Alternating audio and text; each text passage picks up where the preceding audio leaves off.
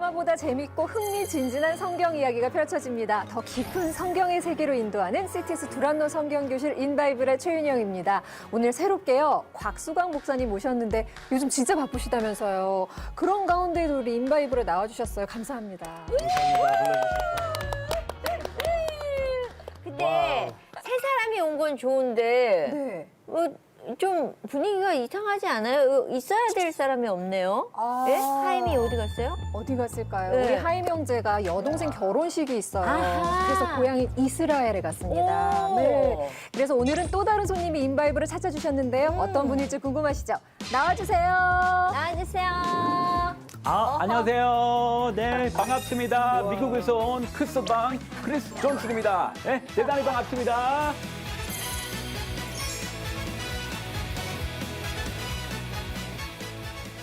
근데 제가 방송 시작하기 전에 크리스 씨한테 들으니까 아내분이 네. 새벽 예배를 하루도 안 빠지고 그렇게 신앙이 좋으시대요. 그럼 남편은 별로 안 다니겠구나.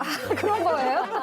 어떻게 하셨어요? 정답이에요? 한 번에 눈치채시네요. 우리 바로 눈치채죠. 우리 예. 와이프 비하면 세 발의 피예요. 아무것도 안 해요. 아침에 가서 무슨 기도하는지 모르죠. 네, 잘 몰라요. 네, 남편 변하게 해달라고.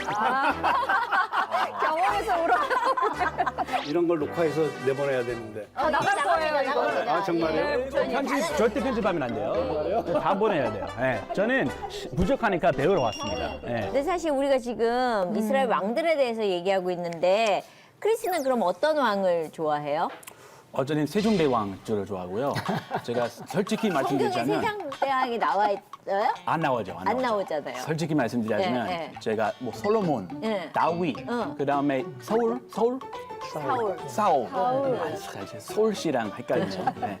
사울까지 알고 있는데 네. 그 이외에는 잘 모릅니다. 한 번 하기로 마음먹었다가 스타벅스 맨날 아침에 스타벅스 예, 가서 했는데 예. 창세기 아주 잘 재밌게 잘 읽었고요. 출애굽기.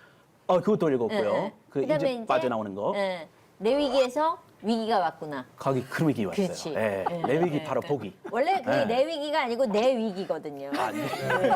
내 위기. 진짜 큰 위기 왔어요. 바로 포기했습니다. 오늘 진짜 예. 너무 재밌게 안녕하세요. 시작합니다. 아니 정말 그래요. 지금까지 성경을 열심히 읽어보고 싶은데 진짜 이렇게 쫙 꿰고 싶은데 어려워서 지루해서 포기하신 분들 많았습니다. 그렇지만 그런 분들도요. 인바이블과 함께라면 재밌게 성경 공부할 수 있습니다. 다 함께 성경 속으로 들어가 볼까요? 인바이블!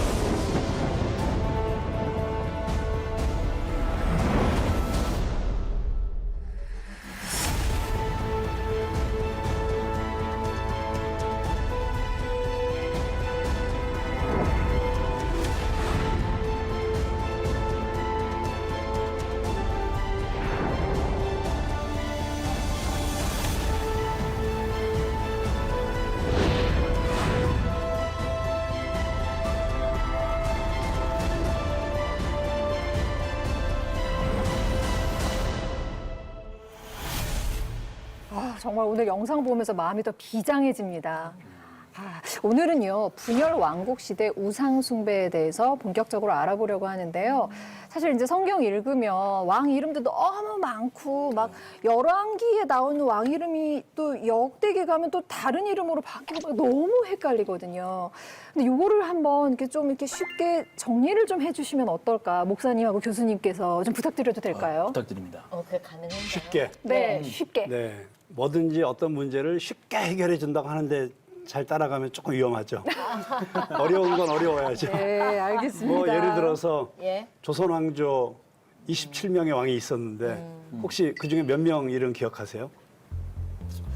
세종대왕. 우리 아까 제가 아니요. 말씀드린 것 중에 한 명 네, 있어요. 그렇죠. 태종, 태세, 문단세 막 이렇게 외워야만 되잖아요. 우리 왕들도 그렇게 외우기 어려운데. 맞아요. 더군다나 이스라엘의 이 왕들은 우리 시대로 보면 고조선 시대거든요.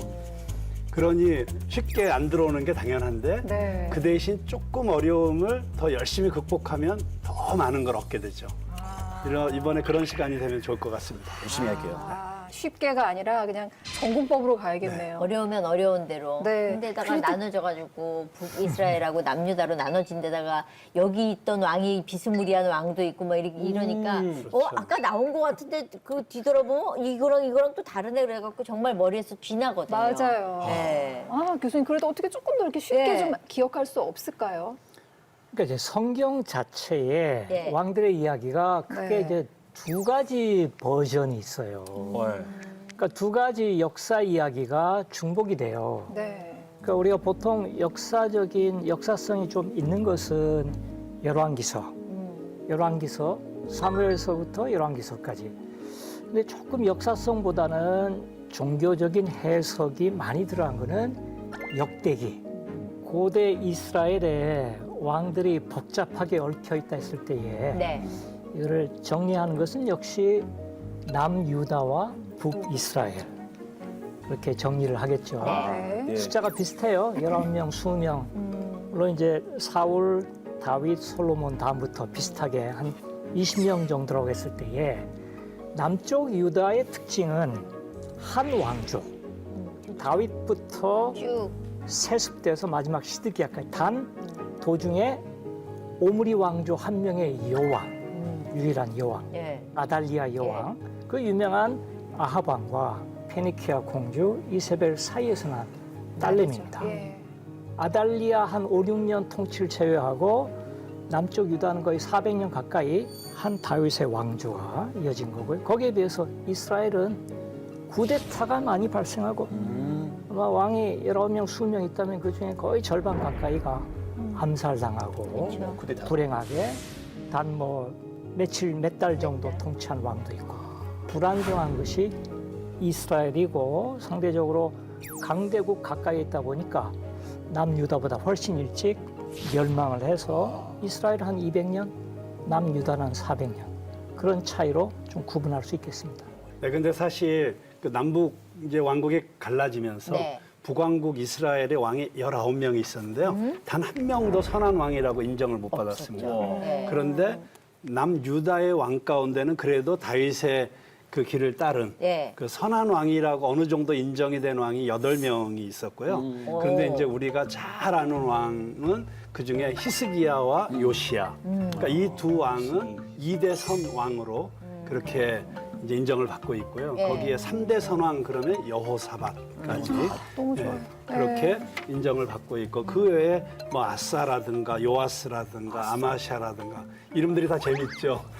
아싸 뭐 이런. 많이 하는 말이에요. 근데 이런 왕들이 8명이 있었습니다. 네. 여호와의 말씀을 따라갔으면 선한 왕으로 결정이 되는 거고 아니면 악한 왕으로 구별이 되는 건가요? 네, 뭐 가장 중요한 기준이 결국 하나님을 의지하고 하나님만을 따랐는가, 아니면 하나님을 의지하고 따르지 않고 하나님의 말씀을 순종하지 않고 세상의 방법 의지하고 이웃 나라들에게 의지하고 그리고 세상적인 방법을 써가지고 나라를 통치하려고 했던 특히 그 대표적인 예가 이제 우상숭배인데 그래서 이제 사실 이스라엘에서 선한 왕과 악한 왕을 구분하는 가장 중요한 것은 우상숭배예요. 우상숭배. 네.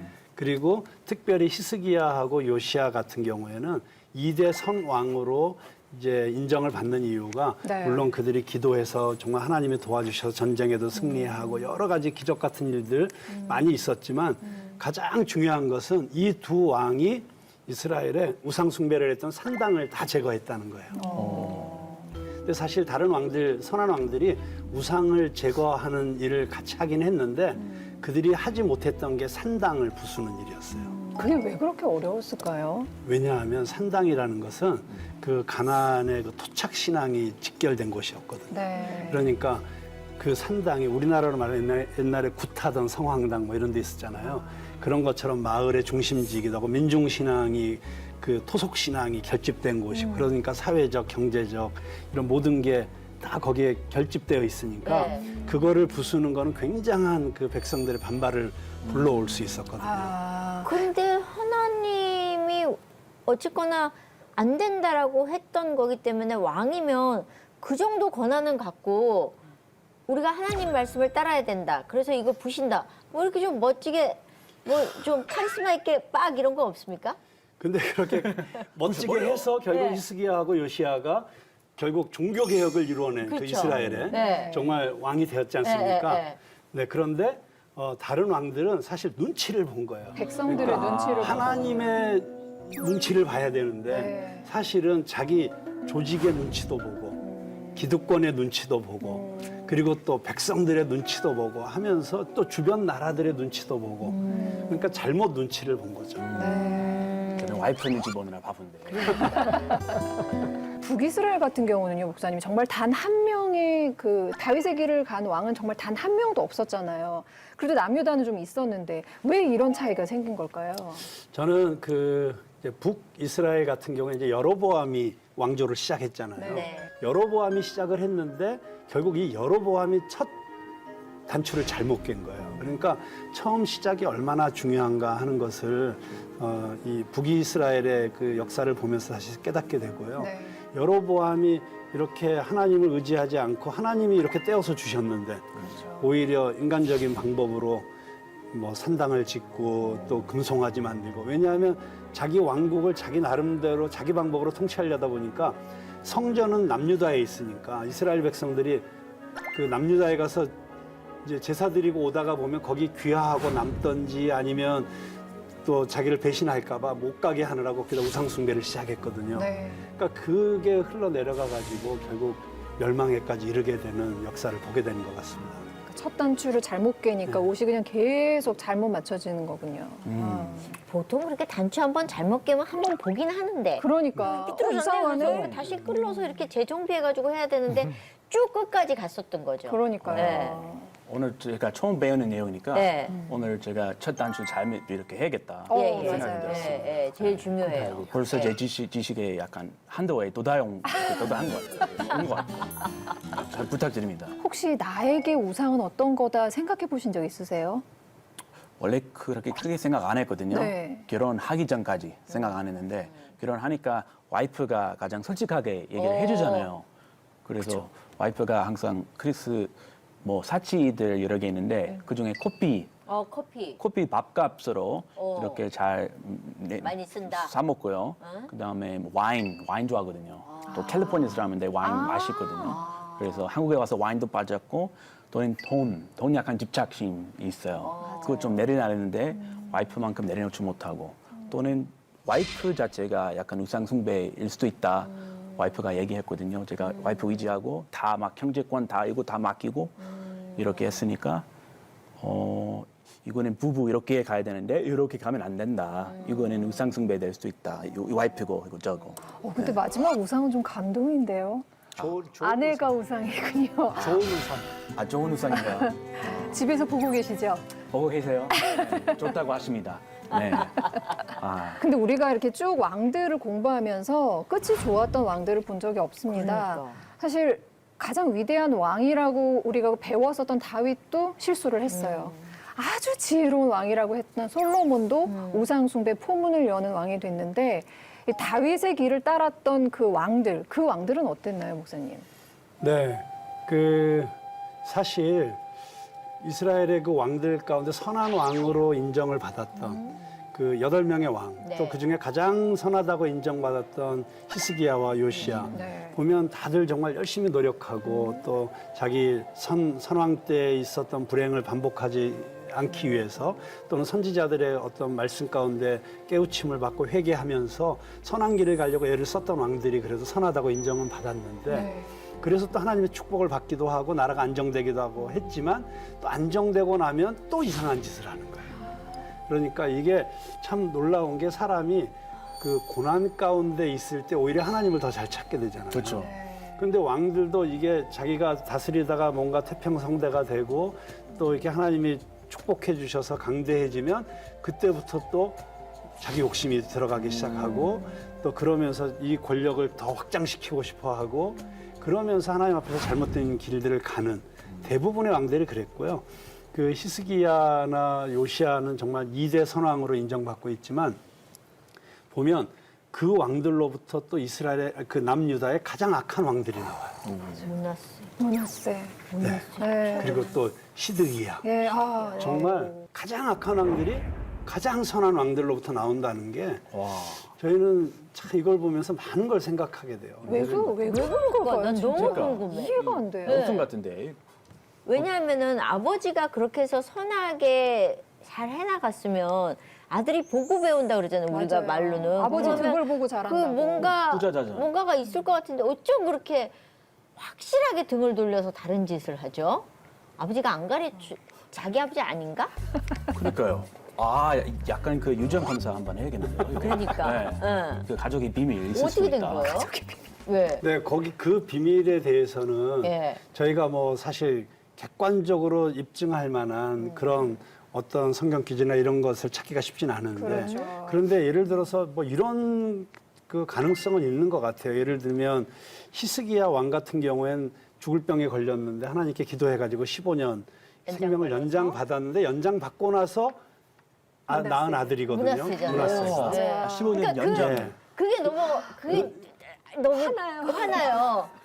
왜요? 그런데 어떻게 보면 이제 문하세도 이제 우상숭배 아주 가장 극악한 그쵸. 우상숭배를 했는데 네. 보면 어떻게 보면 말년에 죽다 살아나서 낳은 아들 얼마나 귀했겠어요. 오냐오냐 했구나. 그래서 이 아들을 아. 오히려 이 아들이 우상이 됐던 게 아닌가. 아, 오히려 네. 하나님 대신 아들한테. 그렇죠. 그러니까 너무 이 아들이 귀하니까 그냥 혹시 이제 저희 보시는 시청자분들 중에 문하세가 도대체 무슨 짓을 했길래 그렇게 나쁜 왕이야 생각하시는 분들도 계실 텐데 그러게요. 목사님이 그 문하세 왕이 어떤 왕이었는지 좀 간략하게 소개해 주시면 좋겠어요. 네, 그 문하세 왕은 사실 그 성경에 보면 그 이스라엘에 존재했던 거의 모든 종류의 네. 그 악을 다 행했다. 아. 그리고 우상숭배도 온갖 잡신을 다 섬겼다. 심지어 그 선대에서는 그 섬기지 않았던 1월 성신까지도 까지도. 예, 다 끌어들여서 우상숭배를 했고 우상숭배 백화점을 만들었더라고요. 맞습니다. 쇼핑센터. 세상에. 네. 그리고 심지어 그 성전 안에 있는 금을 다 네. 벗겨내가지고 그쵸. 그걸 또 이웃 나라에다 갖다 바치기도 네. 하고 그러니까 철저하게 하나님으로부터 멀어져가지고 네. 우상을 숭배하고 그리고 이웃 나라들에게 아첨하고 뭐 이웃 나라에 정치적으로 결탁해가지고 자기 정권을 유지하려고 하고 하는 그런 모든 것들을 그냥 종합적으로 한 거죠. 문하세 왕이 최장수 통치왕 그렇죠. 50년 나서랬고 50년. 44년 정도. 예. 아사 왕이 한 40년 정도. 고대 왕으로 20년만 하면은 성공한 왕이에요. 왜냐하면은 상징적으로 죽었을 때 아들이 20살쯤 성인이 되면 괜찮아요. 40년 통치하면은 완벽하게 자기의 것을 이룰 수 있는데 문하세가 44년 했다면은 뛰어난 왕이거든요. 건강 관리부터 해서 쿠데타 발생하지 않게 참 그게 아이러니, 역설이죠. 아무래도 이제 이스라엘 전통에서 여호와에 대적할 만한 가장 강력한 세력이 무엇인가 했을 때에 전통적인 가나안의 바알도 있겠습니다만 이스라엘 왕 스스로 만든 종교가 그 출애굽 시대부터 유명해진 금송아지 숭배입니다. 북쪽에 단이 있고 남쪽에 베델이 있는데 네.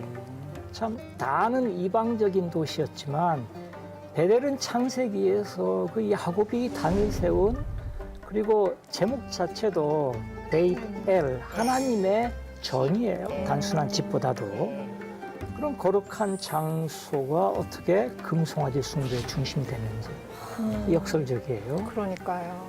베델 하나님의 언약의 장소를 우리가 기억하고 있었는데 여로보암은 자신의 입지가 약해질 것이 두려워서 백성들을 통제하려고 자신의 마음대로 단과 베델에 금송아지를 세우고 백성들을 현혹했습니다.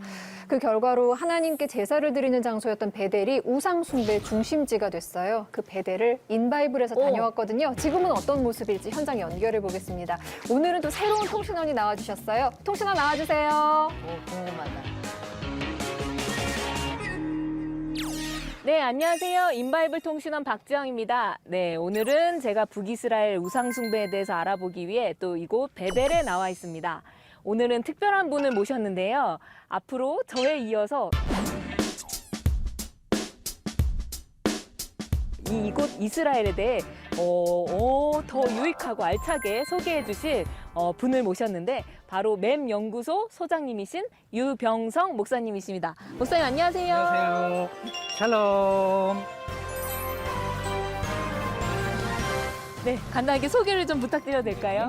이스라엘에서 24년째 생활하면서 성경과 성경의 땅, 그래서 맴 연구소를 설립해서 성경의 땅을 연구하며 열심히 소개하고 있는 유병성 목사입니다. 앞으로 인바이블 제2대 통신원으로서 여러분들에게 성지에 대해서 유익하게 곳곳을 다니며 소개해 드릴 것을 약속드립니다. 그러면 오늘 또 베벨을 같이 둘러보도록 하겠습니다. 함께 가보실까요? 그러죠. 네, 출발해 보겠습니다.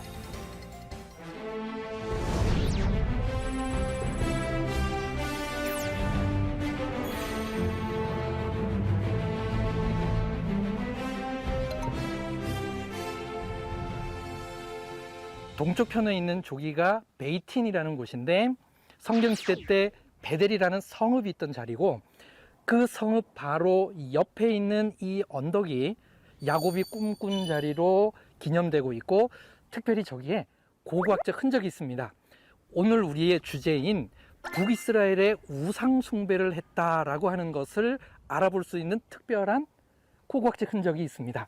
지금 저와 함께 그곳으로 가보도록 하겠습니다. 아직도 남아있네요. 금송아지인가 그게? 그런가?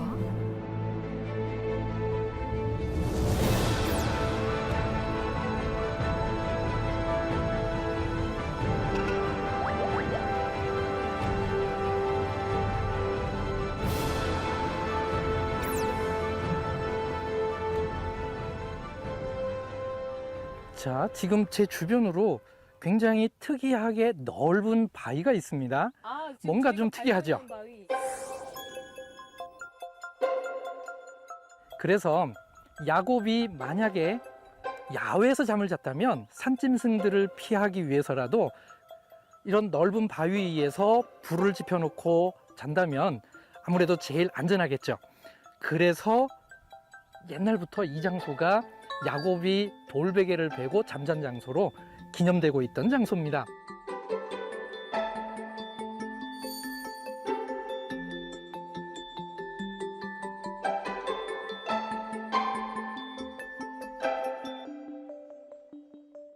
이 자리가 여로보암이 금송아지 제단을 만든 곳으로 고고학자들이 추정을 하는 곳인데요.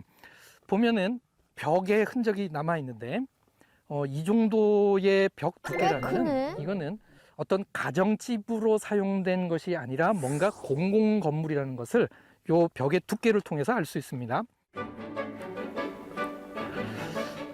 자, 그러면 여로보암이 금송아지 제단을 이 베델에다가 만들었는데 지금은 왜 이렇게 폐허처럼 이렇게 되어 있을까 궁금해 하실 것 같습니다. 물론 성경을 통해서 왜 이렇게 폐허가 됐는지를 추정을 할 수가 있습니다. 요시야가 종교개혁을 할 때 요시야 왕에 의하여 베델이 철저하게 파괴되었다라고 아예 성경에도 기록되어 있는데요.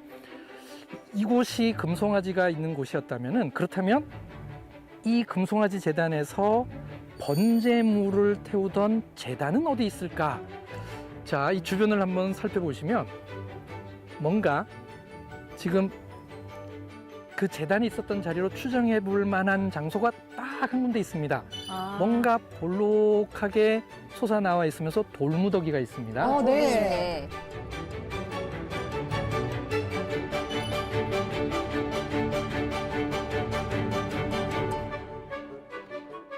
아무데나 금송아지를 만든 것이 아니라 아브라함의 약속, 야곱의 돌베개 베고 잠잔 장소, 이곳에다가 여로보암이 금송아지를 만든 것이죠. 그런데 이게 하나님 앞에서는 아주 악한 것이었습니다. 성경에 북이스라엘의 죄악을 이렇게 늘 표시합니다. 느밧의 아들 여로보암의 죄를 따랐다. 바로 이 현장이 북이스라엘의 우상 숭배의 현장이 되는 것입니다.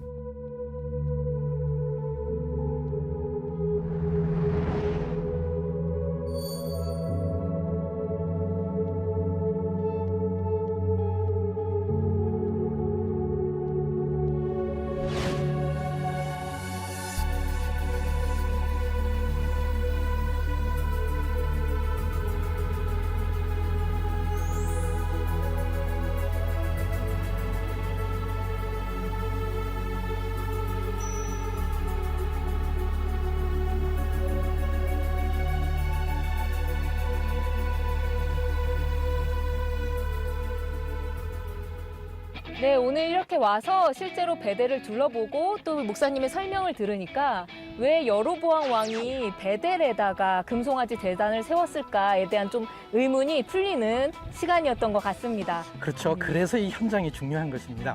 인바이블의 현장 특파원, 다음 시간에도 성경의 생생한 현장을 여러분들에게 소개해 드리겠습니다. 자, 그럼 인사드리겠습니다. 레이트라웃. 아니 근데 교수님 저희가 생각했었던 것보다 이 베델 자리가 굉장히 넓네요. 우선 베델은 산악지대입니다. 거의 해발 거의 900m, 예루살렘보다도 더 높은 곳입니다. 그리고 의외로 베델은 이른 시기부터 도시가 형성이 됐어요. 중기청동기 시대, 제2시대, 기원전 한 1700년대쯤부터 두께 한 3.5m짜리 성벽이 있는 도시입니다. 군사적인 요새고요. 그때 거기에 이제 제단도 있었고요. 그러니까 여로보암 기원전 한 920년대보다 한 800년 정도 앞서서 이미 도시가 있고 군사적인 요새가 있고 신전이 있고 제단이 있고. 그러니까 그것은 주변으로 볼 때에도 요충적인 그런 곳이어서 이스라엘이 갈라질 때에 그 르호보암의 예루살렘을 견제하기 위한 남쪽 군사적인 센터가 베델입니다. 예루살렘 북쪽 한 17km예요. 가깝네요. 이 베델을 여로보암이 르호보암과 견제하기 위한 남쪽의 군사적인 요새로 확장을 시켰고요. 마지막으로는 역시 종교적인 갈등과 투쟁이죠. 자, 사람들이 정치적으로는 경제적으로는 북이스라엘 지역의 세겜이죠. 하다가 절기가 되면 여호와의 절기네. 그럼 어디 가야 돼? 당연히 예루살렘 가야지. 그렇죠. 여호와의 산으로 올라가야죠. 예. 그러니까 절기 때 제사 지내러 간다는 것은 요즘식으로 고에게 1년에 한 번씩 헌금하는 시간이거든요. 재물을 가지고. 더 이상 예루살렘 가지 않도록 남쪽 경계, 북쪽 경계에다가 금송아지 쪽으로 해서 그쪽으로 집중시키고자 했던 것이죠. 진짜. 저는 그 지도자가 너무 중요하다고 생각합니다. 네. 결국 그렇죠. 이제 왕이 네. 그 어떻게 끌고 가느냐에 따라서 사실 많은 백성들은 결국 따라갈 수밖에 없는. 그래서 사실 모세가 시내산에 율법 받으러 올라갔을 때 네. 아론이 그렇죠. 사실은 막 백성들이 불안해갖고 막 부글부글 끓으니까 그거를 제대로 말씀대로 가르쳐서 진정을 시켜야 되는데 얼른 쉽게 해결하려고 금송아지 딱 세운 거잖아요. 그럼 우리 현대인들이 다 편리성 추구하는 것 자체가 이거 더 우상 숭배일 수도 있다. 우리 한국 문화도 뭐 빨리빨리 뭐 그렇죠. 편의점도 있고 앞에 24시 문화 네. 이런 것도 우상 숭배 그런 연결시킬 수도 있겠다 이런 생각이 들었거든요. 너무 저는 멀리 좀 간 것 같아요. 저는 너무 하나님보다 내 편안함이 우선이 되면 맞습니다. 그 순간에 예. 우상이 되는 거예요. 그러니까 사실 우상, 그 우상이라고 현대 우상을 이야기할 때 나오는 것들이 사실 나쁜 것들이 아니거든요. 근데 그게 하나님의 자리를 대체하는 순간 우상이 되는 거예요. 지금 사실 여로보암이 지었던 제단이 안 남아 있다라는 얘기를 듣는 순간 와 요시야가 진짜 일을 제대로 했구나. 요시야 왕이 진짜 일을 제대로 했구나 싶어요. 그러니까 완전히 무너뜨리고 그렇죠. 없애버려서 안 남은 거죠. 네. 예, 그때 얘기 좀 들려주세요. 그 요시야 왕이 이제 그 산당을 회파하고 또 모든 우상 신전들을 다 제거해버리고. 남유다뿐만이 아니라 요시야 왕이 위대했던 것은 북이스라엘에 있는 그런 우상 숭배까지도 다 척결을 한 그런 왕이기 때문에 북이스라엘까지 정말 위대한- 올라가서. 네. 사나이네요. 네. 네, 한번 딱 뭔가 하겠다 그러면 밀어붙이는 힘이 있었던 거네요. 그러니까요. 네. 그 요시야 왕이 그런 일을 하게 된 계기가 있죠. 목사님. 말씀 때문이죠. 네. 말씀 네, 때문에. 그러니까 선지자를 통해서 그 조상들이 읽던 그 율법책이 기록되어 있다는 것을 듣고 그것을 꺼내서 읽고 그리고 네. 그것을 보면서 자기가 먼저 회개했고 그렇죠. 그다음에 이것을 우리 모든 백성들이 듣게 해야겠다. 네. 그래가지고 모든 백성들을 모아놓고 성경을 낭독했잖아요. 그렇죠. 근데 저는 정말 말씀의 힘이 얼마나 강력한지를 역사적으로 가장 위대하게 보여준 사건 가운데 하나가 그거라고 생각합니다. 왜냐하면 뭐 요즘처럼 성경 공부를 하거나 무슨 그걸 해석해가지고 설교를 하거나 그게 아니라 읽었는데. 그냥 말씀 자체를 그대로 읽었는데 그 말씀을 들으면서 백성들이 백성들이 다 회개하고 뒤집어졌죠. 통곡하고 네. 뭐 나라가 변하는 역사가 일어나잖아요. 네. 우리는 왜 요새 그런 거 안 일어날까? 바빠서 그러나요? 우리도 좀 이렇게 말씀을 읽으면서, 그러니까 좀 내가 변하는 일, 내가 뒤집어지는 일, 뭐 이런 일들이, 그러니까는 저희가 하는 얘기가, 야, 말씀을 그렇게 읽으면서 안 변하는 게 기적이다, 이런 얘기 하거든요. 네. 근데 정말 그 순간에 말씀을 읽어주면서 모든 백성이 같이 회개를 동시에 한다는 것도 저는, 야, 대단한 일이다 싶은 네, 거예요. 그래서 사실 요즘 한국 안에서 네. 요즘 그 여러 사람들이 함께 모여서 그냥 말씀을 듣기만 하는 그 운동이 시작이 되었어요. 네. 네, 그래서 이제 영어로는 그 PRS라고 Public Reading of Scripture 해가지고 퍼블릭이 모인 자리에서 성경을 그냥 낭독만 하는. 네, 그래서 정기적으로 모여가지고 뭐 점심 시간에 모여서 여의도에서도 그런 모임이 있고요. 가끔 봐요. 예, 그렇죠. 네. 그래서 요즘 그 그레이스 앤 멀시 재단에서 그 성경을 그 공동체 읽기라고 해가지고 같이 모여서 그냥 해석을 달지 않고 그냥 말씀 자체만을 대중 앞에서 낭독하는 이런 운동이 시작되고 있는 건 굉장히 좋은 일이라고 생각합니다. 믿음은 들음에서 나니까요. 자, 여기서 질문 하나 들어갑니다. 네. 왜 여로보암이 하필 금송아지일까요? 제가 오랜만에 아론이 질문 하나 금송아지를 여호와라고 했으니까 그거를 반복한 거 아니에요? 아론은 어디서 왔죠? 애굽에서 출애굽 때. 여로보암은 여로보암은 솔로몬 왕의 박해를 피해서 도망갔었죠. 간 애굽으로 장소가 도망갔었죠. 애굽으로 갔었죠. 애굽의 왕이 솔로몬에게 자기 딸도 주고 네. 그렇게 이제 이스라엘을 좀 컨트롤하려고 했는데 여의치 않아요. 근데 솔로몬의 박해받던 여로보암이 오니까 여로보암을 통해서 그래서 보호해 준 거예요. 그래서 애굽의 왕이 생각했던 이스라엘 지역의 센터는 세겜입니다. 그 여로보암이 세겜. 그 여로보암이 알 수 있는 거는 가장 매력적인 것은 이집트적인 거. 이집트의 송아지 숭배, 사실 송아지란 말이 사이즈가 작기 때문에 송아지지 황소. 이집트는 암소 하토르 여신, 황소 아피스 신. 신전 안에서 마치 우리 힌두교 인도처럼 죽을 때까지 그냥 거기서 지내는 거예요. 네. 죽죠? 네. 내장 제거하고 미라 만들어요. 네. 그다음에 큰 석관에다가 넣어요? 집어넣어가지고 와. 지하 묘지에다가 아피스 황소, 그것이 지금 사카라라는 곳에서 발견됐는데 그래서 아론 결국은 이집트에서 나왔기 때문에 여호와를 상대할 수 있는 가장 매력적인 그러한 제의가 송아지, 작기 때문에 제가 발굴할 때 요만한 브론즈 청동 네. 작기 때문에. 작기 때문에 송아지, 히브리어는 에겔 자합, 에겔이 송아지란 뜻, 자합가 황금인데요. 네. 가장 멋있는 그 송아지는 아스클론 바닷가에서 하버드 대학이 뭐 30년 가까이 발굴하면서 최고의 발견물이 은송아지입니다. 그리고 지니고 있으면서 왜 그런 위안을 받고 그러는 것들이 있으니까 큰 걸 만들면 전체가 섬기지만 이건 개인들이 자기의 신을 섬기는 거니까 조그맣게 만들어서 갖고 있기 편리하게끔 만든 게 아닌가라는 생각도 맞습니다. 드네요. 부적처럼 네. 자기 집에 집집마다. 가지고 네. 있을 수도 있어요. 네. 금속은 아니더라도. 살아계신 하나님을 두고 사람이 손으로 만든 그 송아지가 자기를 지켜줄 거라고 생각했다는 게 참 이 후손들이 보기에는 참 얼마나 답답한 일인가 싶은데요. 악한 왕들에게 반복해서 공통적으로 나타나는 문제가 바로 이 우상 숭배였습니다. 우상 숭배를 하지 않았던 왕으로 언급됐던 그들이 완전했다 말할 수가 있을까? 지금까지 이스라엘 왕들 공부하면서 느낀 건 인간은 결국은 뭐 아무리 다윗의 길을 갔다 할지라도 불완전했었던 것 같아요, 목사님. 네, 맞습니다. 사실 가장 위대한 성군으로 불리우는 다윗조차도 말년에 보면 굉장히 큰 실수를 하거든요. 네. 그러니까 인구 조사를 하는데 그 하나님이 하지 말라고 하신 건데 센서스. 네, 굳이 센서스를 한 거죠. 한 이유는 자기가 얼마나 갖고 있는지를 확인하고 싶었던 거죠. 우리나라가 얼마나 부강한지도 확인하고 싶었고, 근데 그것 때문에 너무나도 많은 이스라엘 백성들이 죽게 되었어요. 그런 실수를 했죠. 또 뭐 말씀하셨지만 솔로몬 같은 경우에 그렇게 지혜로운 왕이었지만 말년에 보면은 그 정략적으로 결혼을 하느라고 수많은 이방 나라의 그 공주들과 뭐 데려와서 결혼을 하는 바람에 그들이 들어오면서 사실 이스라엘의 모든 우상 숭배를 거의 거기서부터 시작이 되게 된 거거든요.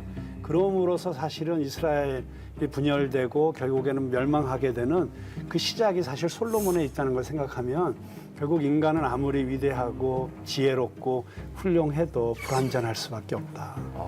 그래서 결국은 그들이 구약 성경에서 우리에게 있어서 보여주는 가장 중요한 그 메시지는 결국 인간의 왕은 불완전할 수밖에 없고 진정한 통치자이신 참 진리의 왕이신 메시아 예수 그리스도를 바라볼 수 있도록 그런 통로 역할을 하는 것이 결국 그들에게선 제일 중요한 일이 아니었나 이런 생각을 합니다. 가짜 짝퉁들이 진짜인 것처럼 표현이 되면 우린 거기에 속아 넘어가거든요. 맞아요. 그런- 금송아지도 그런 그러니까 짝퉁인 거잖아요. 그렇죠. 예. 예. 뭐 짝퉁이에요. 예. 그러네요. 네. 그런 가짜니까. 느낌이 드네요. 맞아요. 예. 사실은 하나님만이 주실 수 있는 거를 하나님이 아닌 다른 대상에서 찾으려고 하는 게 그게 우상이잖아요. 우린 성격상 아닌 건 아닌 거거든요. 네. 근데 왜 이렇게 계속 아닌 거에 대해서 이렇게 걸치고 가는 걸까?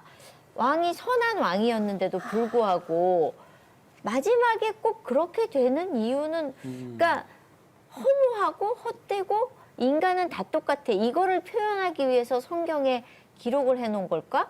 과연 이건 뭘까라는 궁금증은 있거든요. 저는 이런 생각을 합니다. 어떤 그 설교학 교수님이 그 강의하실 때 이런 얘기를 하시는데 제가 되게 인상 깊게 들은 적이 있어요.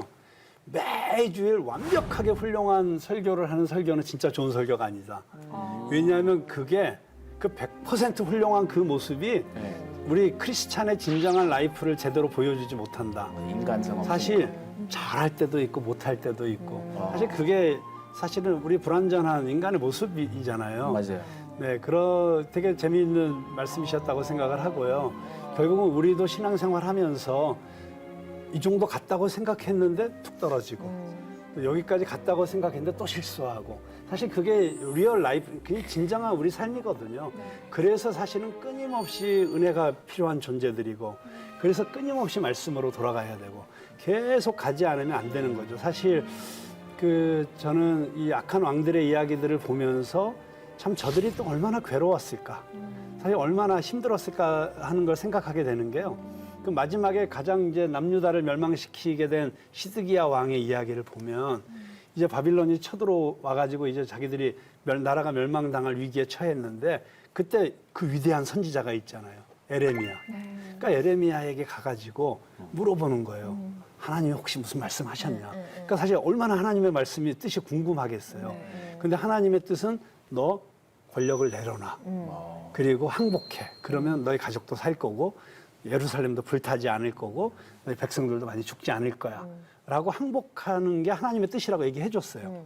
근데 그 얘기를 듣고 에레미야에게 뭐라고 얘기하냐면 내가 너 찾아와서 들었다는 거 절대 비밀이야.